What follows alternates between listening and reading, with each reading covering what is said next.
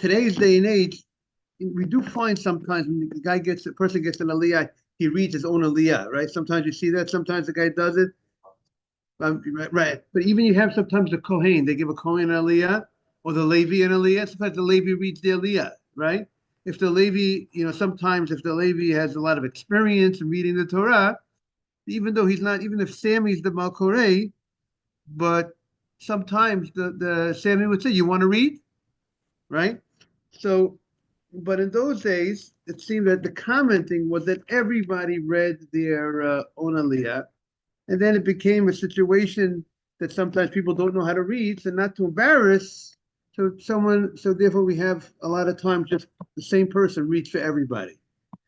So getting back, we are now on Yud Beis Amud Beis, 12b on the bottom. And like we say, this Hov B 4, right? Be'emet Amru Chazan. Correct, Mr. Haber? Mr. Haber, it is great to see you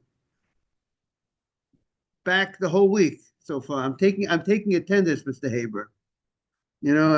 I'll give you the card at the end of the semester. Okay?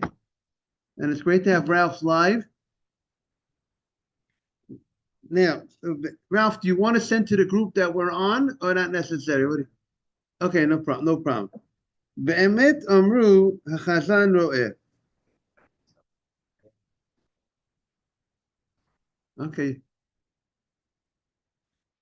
Be'emet amru chazan ro'eh.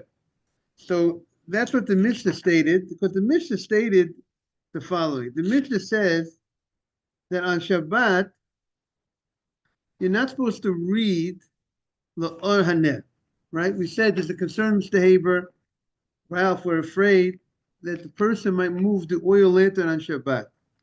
And if he moves the oil lantern on Shabbat, to move the oil closer to the wick, that's going to increase the fire, the intensity of the fire, the light.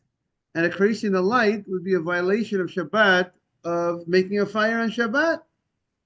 So in order to prevent that, the rabbi said, don't read at the light of the oil lantern, of the light. So the Mishnah stated, you can't read at that over there. And then the Mishnah states later on, but the Chazan, the one who is in charge of to oversee that the reading of the Torah is done right, he's able to ro'eh heichana tinoket korin. He's able to look where the children are reading from. So there's different reading. So there's different interpretations. What does it mean that the Chazan is able to look where the kids are reading? Good morning, Adam, if you want to send to the group that we're on, we welcome you. What does it mean that the Chazan can see where the children are reading? So one Pshat Rashi is that the Chazan, who's in charge, he pulls up the 7 aliyot in the morning, on Shabbat morning, and sometimes he doesn't know exactly where they need to read. So the night before, Friday night, when the kids are learning, the children are learning Torah in the Beit HaKnesset, so he would look at where are the children reading from, because the children are reading from the portion of the week. So he could look into where the children are reading from. Let's say the children have their own books, their own scrolls, mini scrolls or small scrolls, or I think they might have had a scroll for Bereshit, a scroll for Shemot, a scroll for, you know what I'm saying, or whatever it was. They could read, they could look over the shoulders and look where are the children reading from on Friday night, and they'll know exactly where the proper reading for tomorrow is. That is one shot in the Rashi. The other shot in the Rashi, okay, we'll go on with that shot. And how are the children reading Friday night at the children are reading? We said that's not a problem because they're afraid of their rabbi or their teacher Therefore, the children are not going to morning. The children are not going to move the lamp. They're not moving, touching. They're not touching the lamp, even if the light gets a little dimmer. They might have better vision than the rabbi too. But even if the light gets dimmer, they're not going to move it. However, the Gemara has this question. It seems to be a contradiction. You told me before that you're not allowed to read at the light of a lamp of a oil lamp, lest you move it. And now you're telling me that the Chazan is able to go ahead and see where the children are reading from. So the Gemara is thinking, doesn't that mean that he'll see where they're reading from and he's going to read? So the Gemara, and you told me you can't read. Let's see the Gemara. The Emet Amru, we are on 12b4 on the bottom, first column. The Amrit Reisha, you told me in the Reisha, you told me in the beginning, the Reisha, it means like the Rosh, the head. The beginning of the Mishnah, earlier in the Mishnah, you told me, Roeh. One second, let's see the language again. Right, you said like this. You told me it's going on this statement. The statement goes, it's going on. See, there's two parts. The Mishnah originally opens up Lo Yikra Lo Haneh. It says the Chazan. It says nobody could read at the lamp on Shabbat. It says no, you can't read at the oil at the Shabbat. It doesn't say nobody. It says don't read at the lamp on Shabbat. Then it says the Chazan could see where the children are reading from, but he is not able to read. He himself can't read. So the Gemara's question is, you told me, Va'amrit Reisha, you told me in the Reisha that he's able to ro'eh. He's able to see where the children are reading from. That sounds like if he's seeing where the children are reading from, why is he seeing from the children are reading from? Most probably because he's gonna read, so he'll prepare, he'll read from it. So then you tell me, but he can't read. So that's the Gemara's issue. The Gemara says, "My love, likrot." If you're telling me he's going to see where they're reading, so therefore it would sound like therefore he will know where to. What does that mean? He's seeing where they're reading, for what purpose? So he could read. And then you tell me he can't read. What's going on? What are you looking at? Why is he looking at it Friday night? The Gemara is thinking. I already gave away I spilled the beans earlier. But the Gemara is thinking if he's looking where the children are reading, so he's planning that because he's going to read from it. So and then you tell me he can't read. So they want to understand what's going on. If he can't read, what are you looking for? You're looking where the children are reading, but if you can't. But I thought you're looking so you should know where to read from. Then you tell me you can't read. So what's the purpose of looking at? So the Gemara says no. There is a purpose. Doesn't mean he's just looking just to figure out the place. Just to find out where are we starting tomorrow? Where does the parsha begin? But he himself is not allowed to read from it. And that you're allowed to do. Just to look, a short look, that we're not afraid you're going to move the lantern in such a situation. Look, l'sadeh roshi parashiyotov. The Mishnah, by saying he can look where the children are reading from, is not allowing him to read. He can just take a look, figure out where they're reading from tomorrow, and that's that is one way to learn it. Now Rashi said adds on that you see we said in the Mishnah there was two pshatim, and Rashi said another pshat in the Mishnah that he sees where the children. He's a teacher of children. The Chazan, another pshat Rashi says, the Chazan is not, his job is not as reading the Torah for the synagogue, not that he's in charge of calling up the seven aliyot and making sure those 7 people read properly. Rather, he is a teacher of children. And he is looking, not that he's looking over the shoulder, seeing where the kids are reading from and watching the kids read, but he's not reading.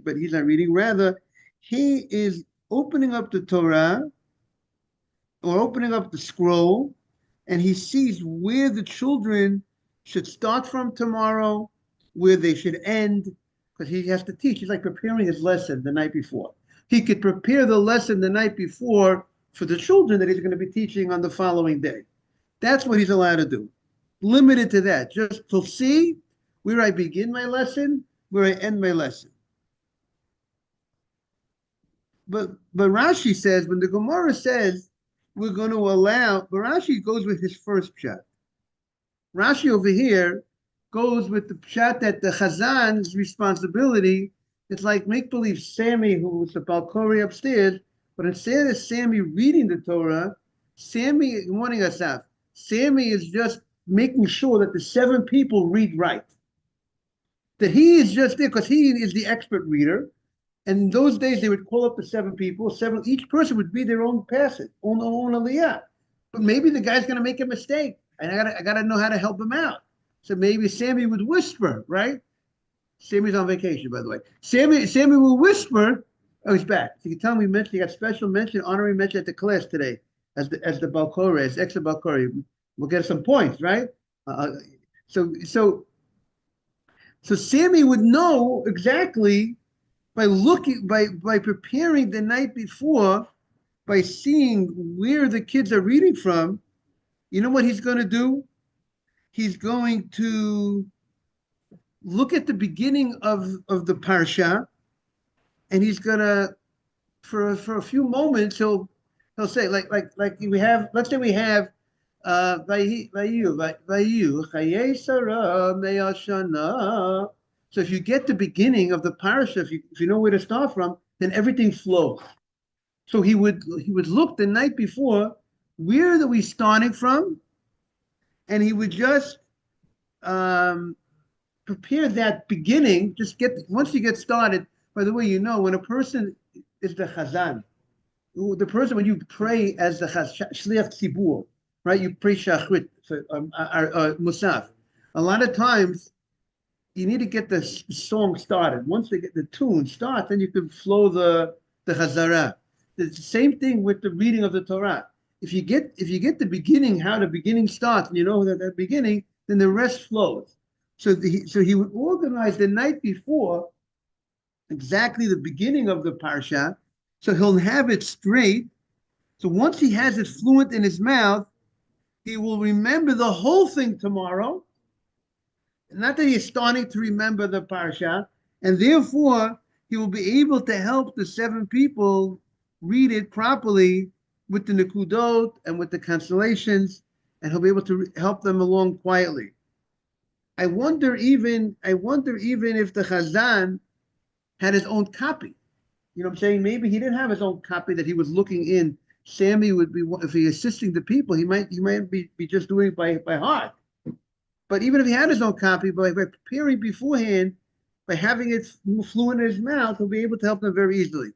So that's what, but Sammy would not be able to read Friday night from this scroll for the purpose of reading it and really reading it.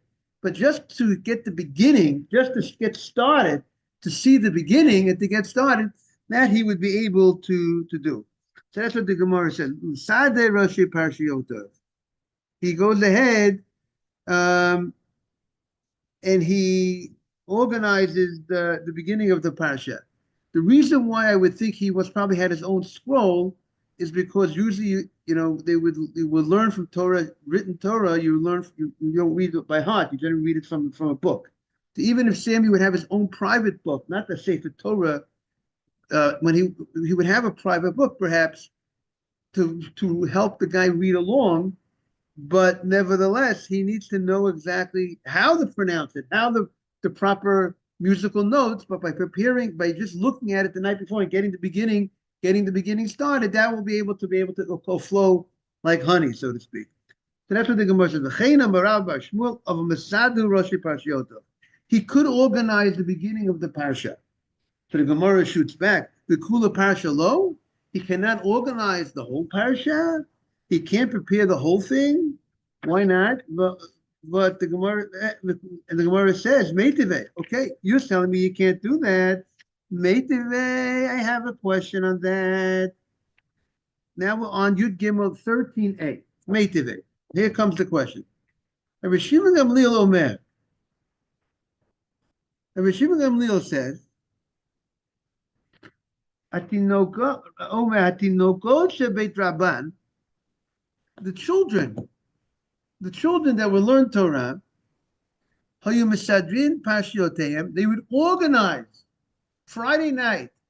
They would organize their the parsha of the week. Friday night, they would look at where the parsha of the week is to begin, where it ends, and not only they organized V'Korin La'oraneh, and they actually read to the light of the lantern. So you just told me, you just told me before that, you told me that the Chazan cannot read the actual parsha. He only could look. Sammy can only look at the beginning, get the beginning straight. But here you tell me the children can read the whole thing.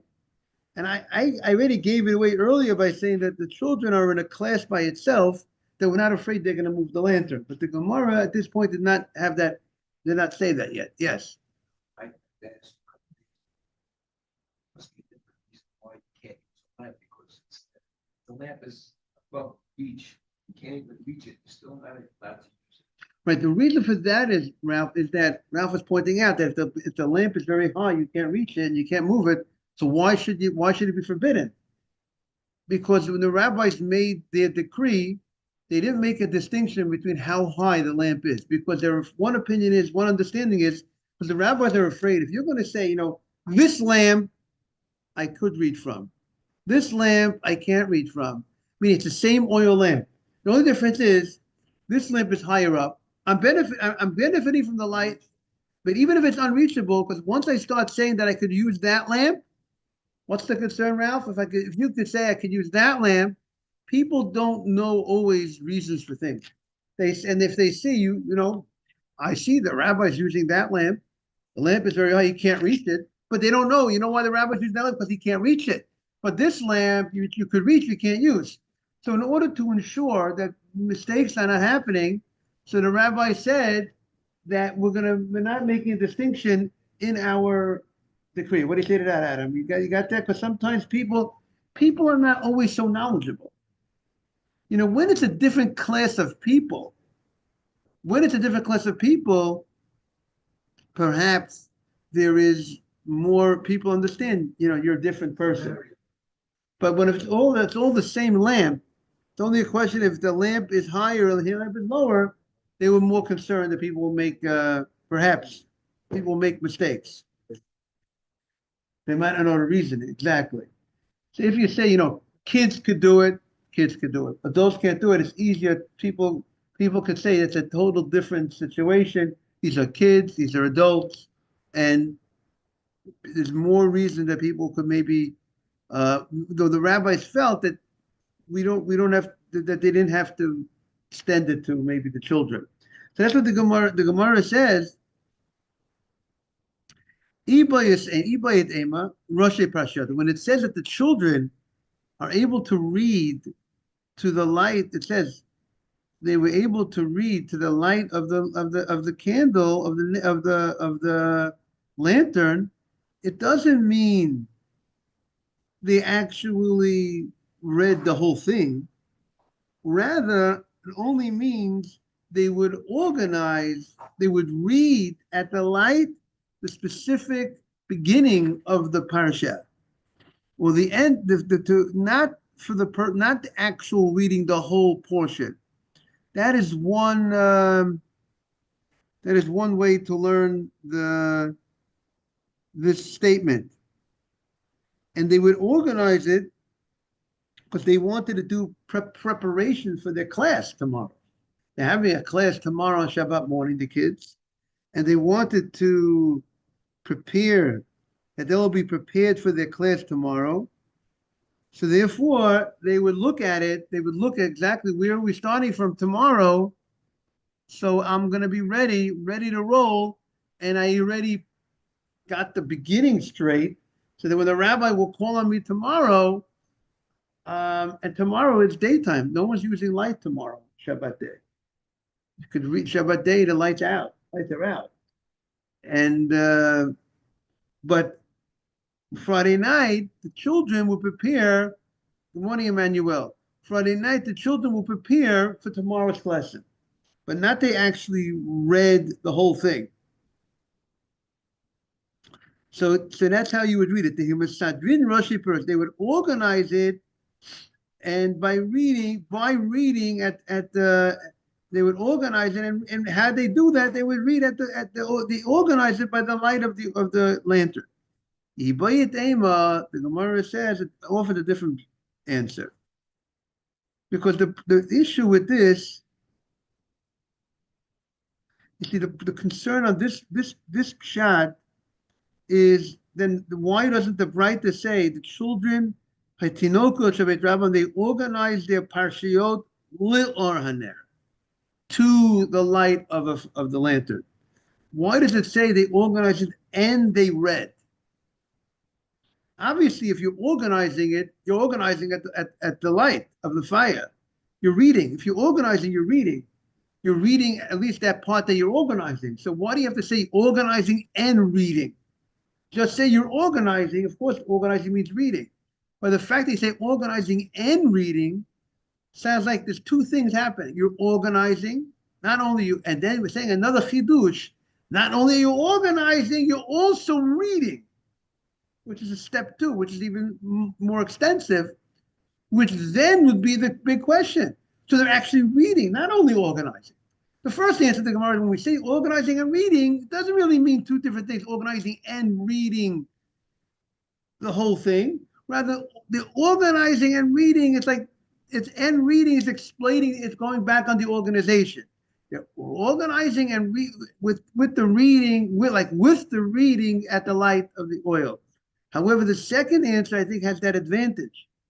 It's saying two things. They were organizing and they were actually reading at the light of the oil lantern. Now, the obvious question is, why? You told me you can't read. The Gemara says the children are a class in themselves, and the Gemara says, and it could be the first answer did not want to say that children are different. Maybe like Ralph was saying before, we don't make a difference between how high or how low. So maybe the first answer said we shouldn't make a difference who you are, whether you're a child or whether you're an adult. However, the second answer says no, we would make a difference. He says shiny tinokot, and it seems like there's an aleph, which would seem to get that would be the halacha. That the children are different. There's an aleph on top of the word shiny, which takes you to the law. Shiny tinokot, children are different. Hoyu ve'imat rabban alehem. The awe of their teacher is upon them. How do you like that? Children have the awe of their teacher upon them. And that's true in proper yeshivot, proper schools. There's a certain awe of respect that a student of yeshiva has for their rabbi. And because there's a certain awe of respect, they will not come to move the lantern. So you could allow them to read it the whole time, the whole parsha. They can spend an hour at the light of the oil lantern, and you don't have to worry about anything. Why not? Because of the awe of their teacher that's upon them, and therefore they're not going to go ahead and move it without permission of the teacher. And if they ask permission, the teacher say it's Shabbat. If they would forget, they say it's Shabbat, you can't move it. I had a neighbor in my building who worked in a public school. She was a teacher in public school. She was attacked by one of the kids. One of her students actually attacked her. I don't think this is so uncommon, these stories happen, but, they don't have the awe of the teacher. Today's generation, I would say in the public schools, they don't have the awe of the teacher. And then the question is in the yeshivot, how are we influenced from society? When society don't have that level of respect, but thank God, I will say, in yeshivot, there's definitely a much higher level of awe from what I see of their teachers. We don't have so many truant officers at the yeshivot, so many people checking for weapons, like what's going on in in schools, in public schools around the country. Um, so that's the Imad Rabban Alehem. They have the awe of the teacher. Okay. Comes Kiyotzibo, our next piece of the Gemara. Kiyotzibo lo yochal hazav. We said in the Mishnah that you have a zav. A zav, we said, is a man who has an unusual discharge. It's not a normal discharge that one would have with one's wife. When one wants to have relations with one's wife, it's an unusual discharge. It's a sign that he's a little sick, and he's tamei. He has to go to the mikveh. And this guy cannot eat with a zava. So a zava is a woman who had her period not in the normal time. Right? The women generally have periods every 30 days. And then she has the period, and then there's like it's normal for blood to come out, to have blood for, let's say, up to 7 days. And many of them just have blood for like 3 days or 4 days. After 5, by 5 days, they're already usually clean. But after 7 days, it's already she's already 7-11. The next 11 days are days that she's not expecting to see blood. But if she sees blood during that time period, it's also, then she becomes a zava, a lady who has a different. Also, she becomes she is tamei, she is contaminated, and she also would need to go to the mikveh. She's also forbidden to her husband during as well. Now, let's see the.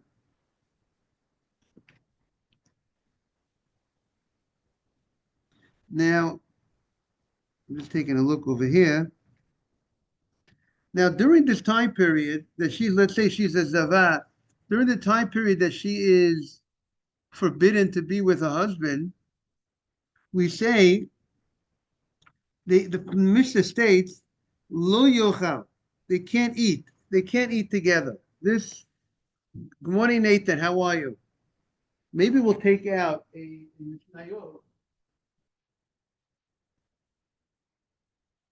Let's see. Maybe we'll hold it up. It's going to take a little bit too much time. So during this time period, she's tamei, and we say that if the husband is a zav, the husband is tamei, and the wife is tamei. We say the Mishnah states they can't eat together. They're not allowed to eat together off the same table, sharing the food together. And what's now the Gemara wants to understand what is let's talk what's the issue? The issue is now we are concerned if they eat together, the husband and the wife, when she is forbidden to him, they're going to come, possibly, we don't want them to come to having relations. And therefore, just like today, when a wife is a nida, when the wife has a period and she is tamei, and she's forbidden to the husband during that time period, they'll be careful not to eat off this. They're not going to share the same plate of food to eat. Let's say to eat, I'm not going to eat. The husband's not going to eat off of his wife's plate. She has his plate. They'll put something on the table to remind them that she's a nida, just to serve as a reminder. They shouldn't come to forget. They should come too close, and they shouldn't come to relations.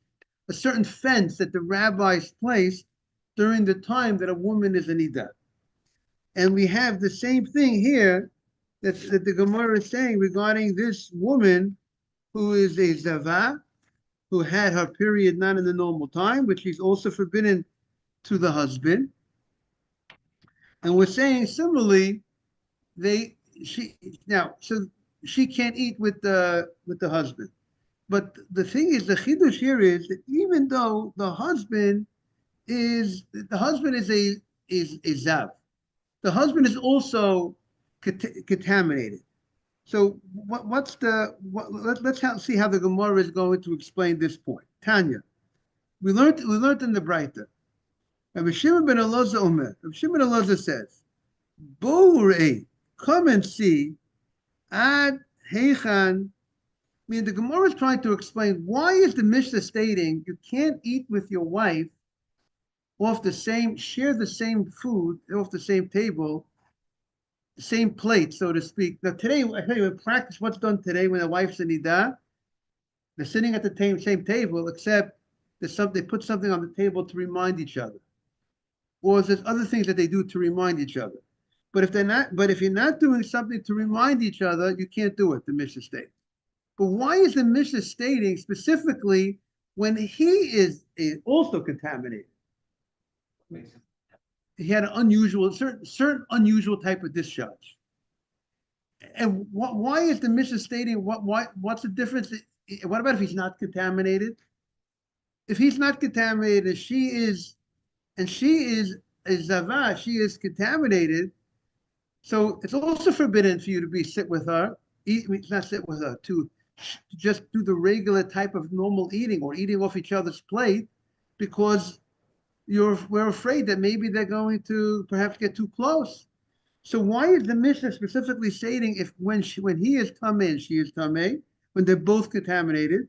So the Gemara says, "Bo urei ad heichan pertz."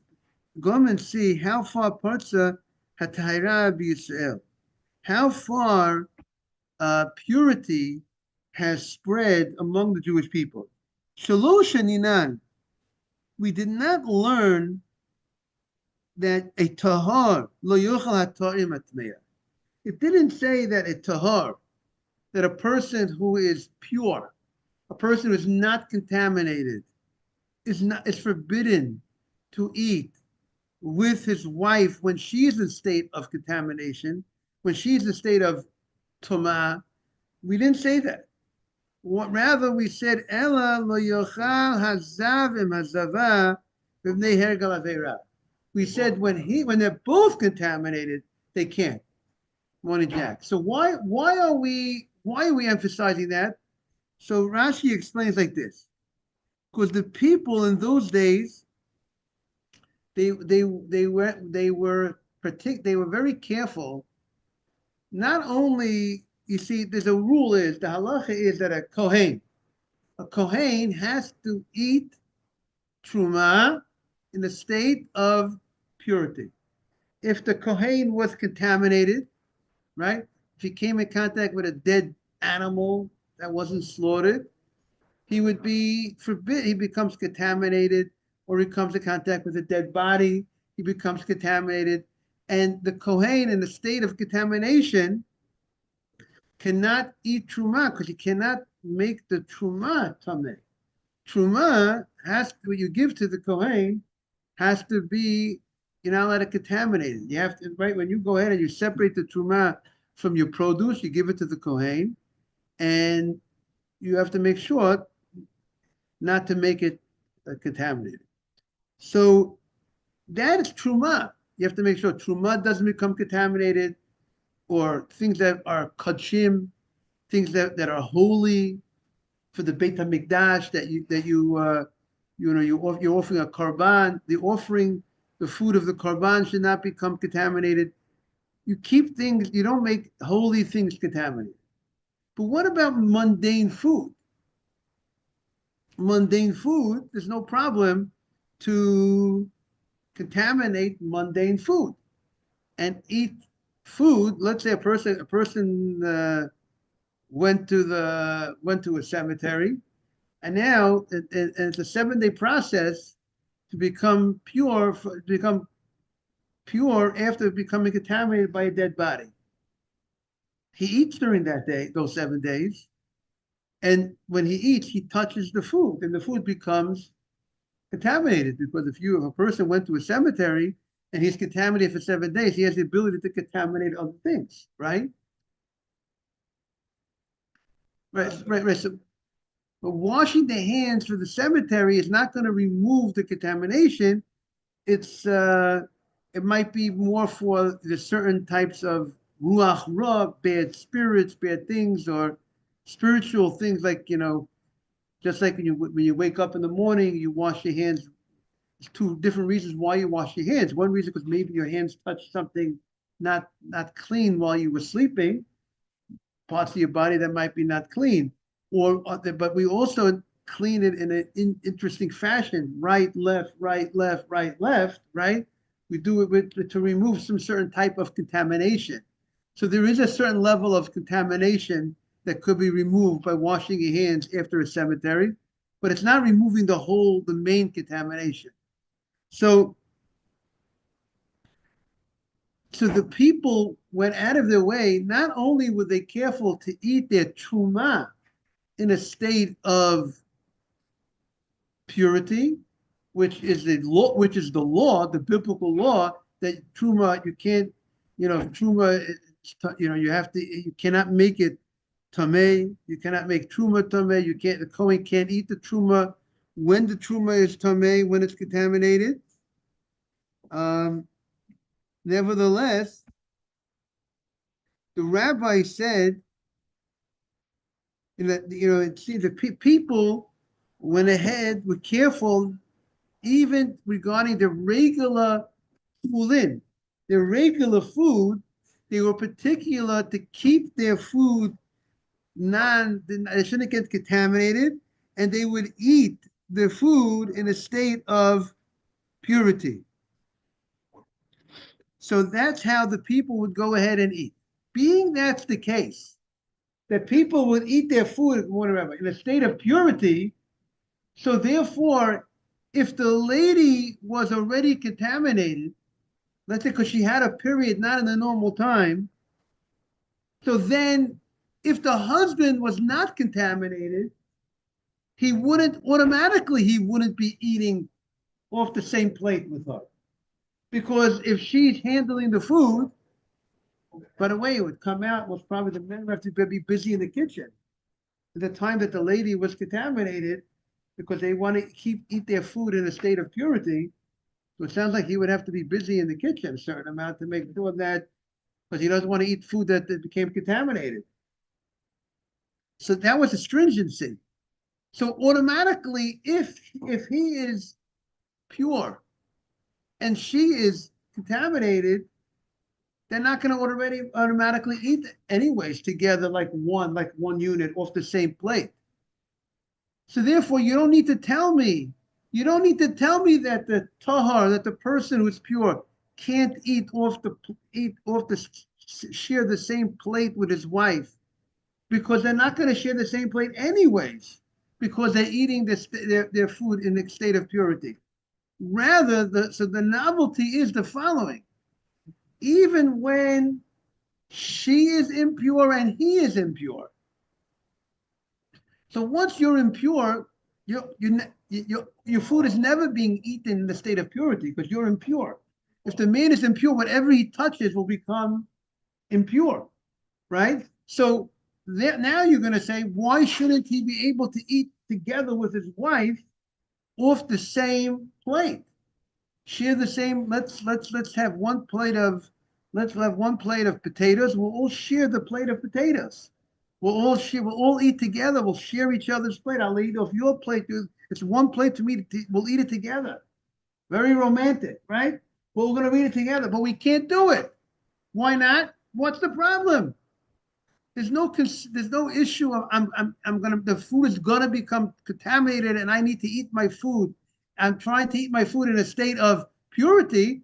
If the man is also contaminated, whatever he touches becomes impure. So the Gemara says there's an additional thing happening here. It's nothing about making sure the food doesn't become contaminated. Here we want to make sure to create a fence between the husband and the wife, that they don't have relations with each other. And so even though there's no issue regarding the food becoming contaminated, but we create a safeguard. We say that even when she is in a state of impurity and he's in a state of impurity, they can't share that same food without having, you can't sit at the same, when you're eating at the same table, put something on the table to show that, just to remind each other, to serve as a reminder. So that's what the Gemara says. Ella lo yoch. It doesn't say shalosh shanina lo yochal ta'orim atmeya. You didn't need to tell me that the pure person can't eat with the impure person. Because that they were already careful about. Ella, you need to tell me lo yochal hazavim hazavah b'vnei hergel avera, because we're afraid they might come, because they're husband and wife, and they might come to have relations. So that's why we made this safeguard. Kiyotzibo, the Gemara says, lo yochal zav parush. We said a zav parush means there's a zav, the guy had an unusual discharge, but he's a parush. There's the prushim. The prushim are the people that separate from sin, parush. And if he's a zav, there are some people that are very careful in the halacha, and then there are people that are uneducated Jews. And our job is to make sure that we have to figure out, we don't want any Jew, no Jew should be uneducated, right? No child should be without a Jewish education, right? So they had Am Haaretz those days that they did not know the laws at all, and the law is that a person who knows the law, who had an unusual discharge, cannot eat together with another person who had a discharge, who is unlearned. Shem Yagi and the Gemara. We'll see tomorrow what's the issue with that. Have a great day, everybody. All the best, everybody. Take care, Nathan, Asaf, Emmanuel. All the best.